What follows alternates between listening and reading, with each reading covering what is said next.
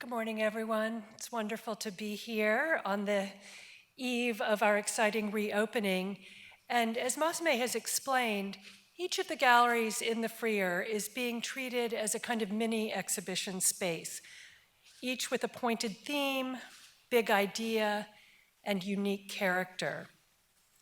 But at the same time, and as Julian mentioned in his remarks, there is in the Freer a kind of holistic aesthetic experience, most palpable, as he said, in the building itself, the restraint and elegance of the architecture, the intimate proportions of the galleries, and the abundant natural light. There's also the unusually diverse and even idiosyncratic nature of the collections themselves.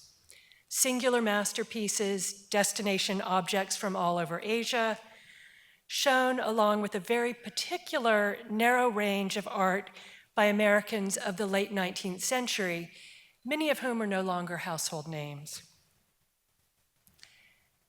This seemingly idiosyncratic juxtaposition has everything to do with the collecting habits and aesthetic philosophy of our founder, Gilded Age industrialist from Detroit, Charles Lang Freer. He began to hone his eye in the late 1880s and 1890s by collecting works by James McNeill Whistler and his American followers. So basically, he got his start as a collector of contemporary and what would have been seen at the time as cutting-edge painting. At some point in the 1890s, Freer observed what he called points of contact between Whistler's art and Japanese woodblock prints. Those points of contact eventually impelled him to turn his focus to Asia, making 5 tours and amassing a foundational collection of diverse masterpieces. And I might add, treating those works not as ethnographic curiosities as they had typically been treated in American institutions through the 19th century, but as objects worthy of aesthetic and art historical attention. Freer, like Whistler, his aesthetic guide, believed in a common language of beauty that spoke across vast expanses of time, space, and cultural difference. This idea of a universal art spirit wasn't uncommon among elite cosmopolitan sorts at the turn of the last century.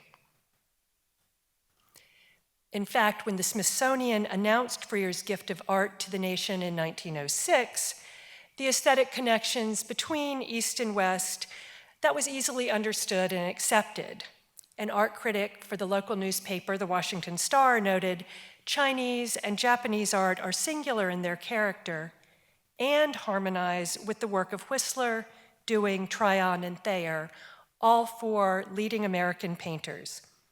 For this reason, the reporter said, the Freer collection is taken out of time and belongs to the ages.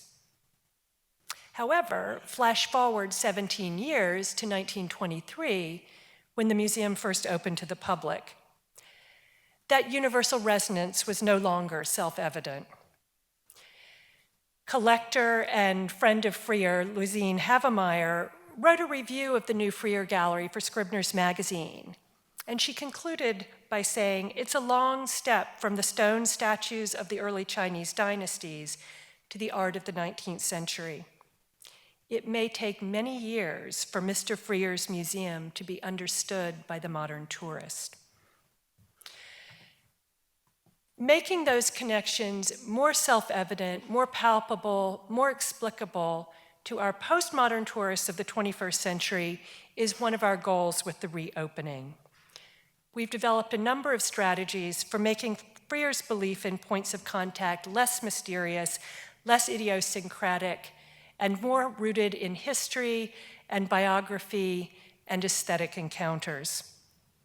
So for example, when you go up and see the Peacock Room, you'll see it installed as it was in 1908 in Freer's home in Detroit, when he installed its shelves with ceramics from all over Asia, using it as a kind of aesthetic laboratory in which he could compare the lustrous surfaces of, for example, Korean celadons with the iridescent, abraded surfaces of rockaware from Syria, and surprisingly finding harmonious relationships of color, surface texture, and light among those objects and Whistler's peacock-inspired blue and gold decorations of the room itself.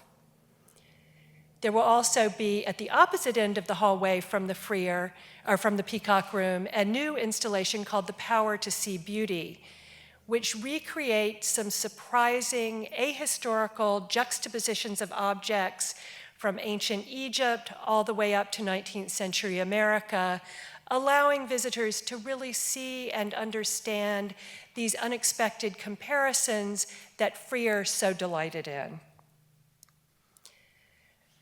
Don't neglect to visit Gallery 20 here on the ground level, where we've installed a large-scale immersive video that traces in an impressionistic rather than didactic way Freer's personal path from capitalist to connoisseur to public benefactor. Our founder, Charles Lang Freer, certainly valued scholarship and sophisticated understanding of works from other cultures and other places.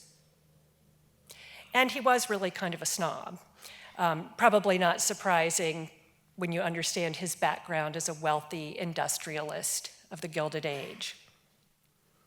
But all that said, Freer also believed that his museum could be an incredibly democratic place, a place not just for the scholar and the expert, but for all visitors to gain for themselves the power to see beauty, as he called it.